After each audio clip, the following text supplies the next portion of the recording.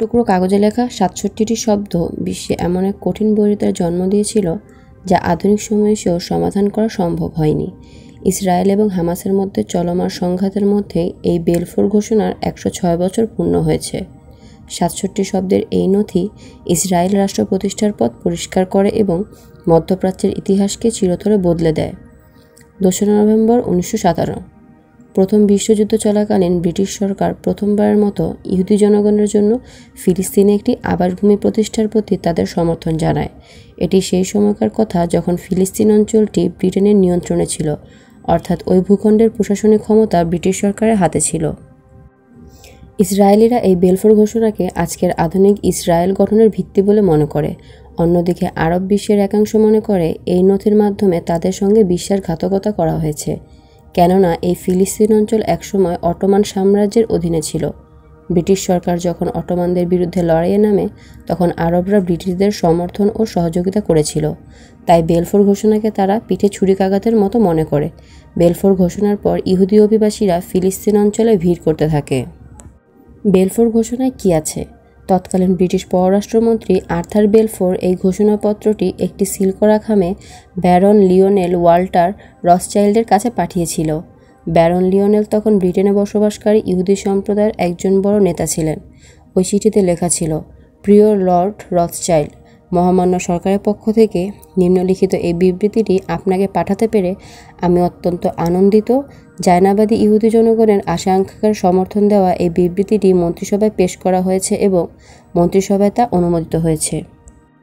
মহামান্য ব্রিটিশ সরকার ফিলিস্তিনে ইহুদি জনগণের জন্য একটি জাতীয় আবাসভূমি প্রতিষ্ঠাকে ইতিবাচক দৃষ্টিতে দেখে এবং এই লক্ষ্য অর্জনের জন্য সর্বাত্মক প্রচেষ্টা চালিয়ে যাওয়া হবে।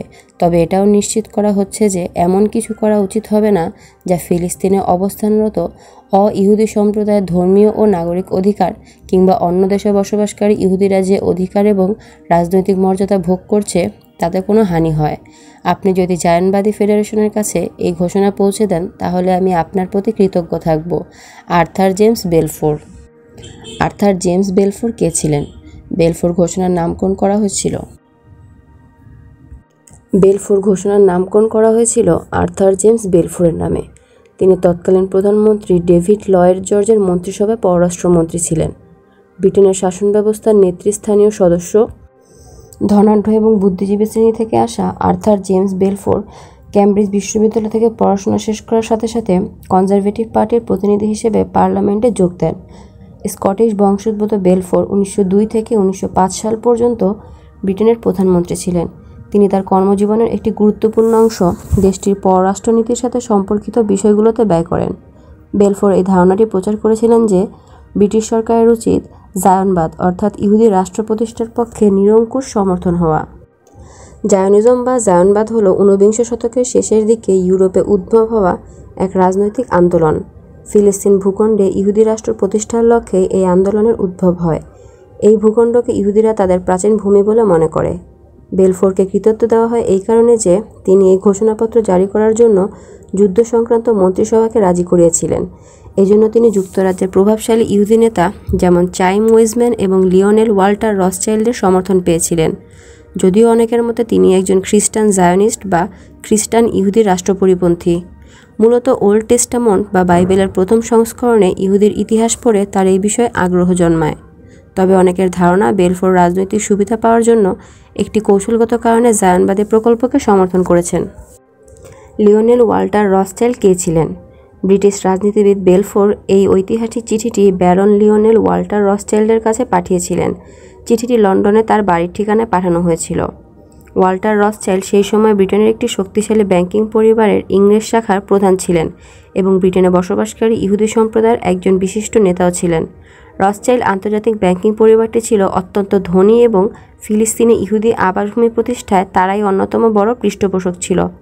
ওই পরিবারের এক সদস্য ছিলেন এডমন্ড রথচাইল্ড, যিনি ছিলেন ইহুদিবাদ বা জায়নিজমের একজন একনিষ্ঠ বিশ্বাসী। তিনি ফিলিস্তিনে ব্যাপক হারে জমি কিনতে শুরু করেন এবং ঊনবিংশ শতকের শেষের দিকে ওই অঞ্চলে ইহুদি বসতি স্থাপনে প্রচুর অর্থ বিনিয়োগ করেন। সেই সময় রথচাইল্ড পরিবারের কাছে বিশ্বের সবচেয়ে বেশি ব্যক্তিগত ধনসম্পদের মালিকানা ছিল। আরও সহজ করে বললে ওই পরিবারটি ছিল বিশ্বের অন্যতম ধনী ব্যবসায়ী প্রতিষ্ঠান। ইহুদিবাদের জন্য পরিবারটির এই বিপুল পরিমাণ অনুদানকে এতটাই তাৎপর্যপূর্ণ বলে মনে করা হতো যে এডমন্ড রথসচাইল্ডকে দ্য বেনিফ্যাক্টর বা পরোপকারী বলে ডাকা হতো। 1917 সালে ওয়াল্টার রথসচাইল্ড তার হাতে বেলফোর ঘোষণাপত্র পাওয়ার আগ পর্যন্ত এই পরিবারটি ইসরায়েলি রাষ্ট্র গঠনে গুরুত্বপূর্ণ ভূমিকা পালন করে আসছিল। চিঠিটি রথসচাইল্ডকে কেন পাঠানো হয়? অনেকেরই মনে হতে পারে এই ঘোষণাপত্রটি স্টুয়ার্ট স্যামুয়েলের পরিবর্তে কেন লিওনেল রথসচাইল্ডকে পাঠানো হয়। স্টুয়ার্ট স্যামুয়েল ছিলেন ব্রিটিশ ইহুদিদের বোর্ড অফ ডেপুটির সভাপতি।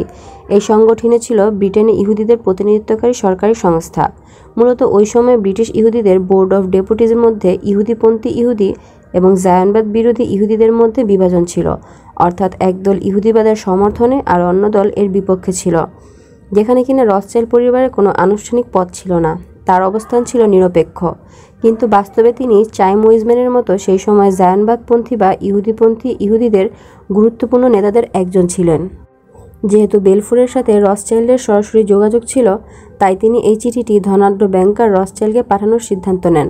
আবার এটাও বলা হয় যে রথসচাইল্ড নিজেই এই ঘোষণাপত্রের খসড়া তৈরির সাথে জড়িত ছিলেন, যদিও এই দাবির সমর্থনে কোনো প্রমাণ পাওয়া যায়নি। বেলফোর ঘোষণার কয়েক বছর পর 1925 সালে রথসচাইল্ড ব্রিটিশ ইহুদি বোর্ড অফ ডেপুটির সভাপতি হন, যা যুক্তরাজ্যের ইহুদি সম্প্রদায়ের প্রতিনিধিত্বকারী প্রধান সংস্থা।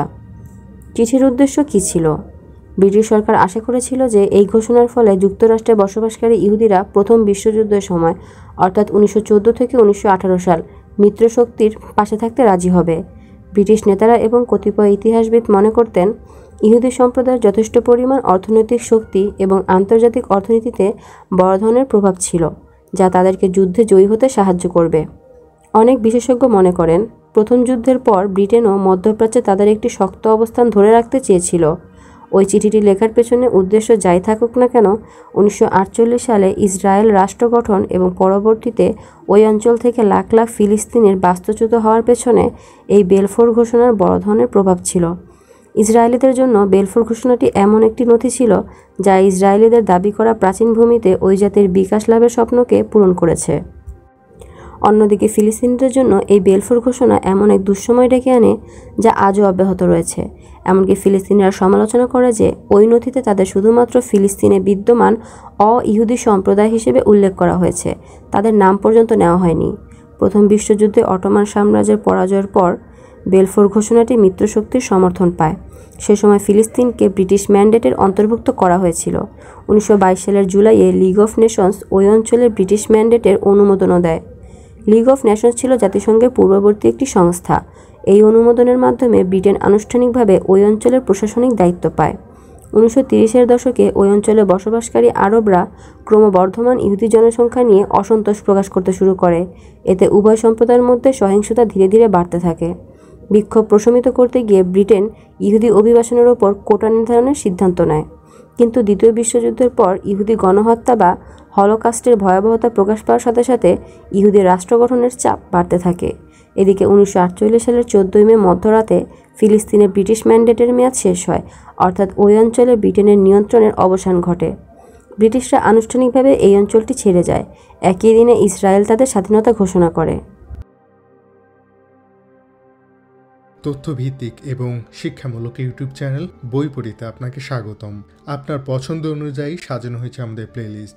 আমাদের চ্যানেলে রয়েছে বাংলার ঘটনা প্রবাহ, ইতিহাসের সাক্ষী, বাংলা সাহিত্য, প্রকৃতি ও ভূগোল বিষয়ক, এক্সেল এবং ওয়ার্ড সম্পর্কিত, রয়েছে ছোট গল্প এবং বাংলার ইতিহাসসমূহ, মনীষীদের জীবন সহ আরও অনেক তথ্য।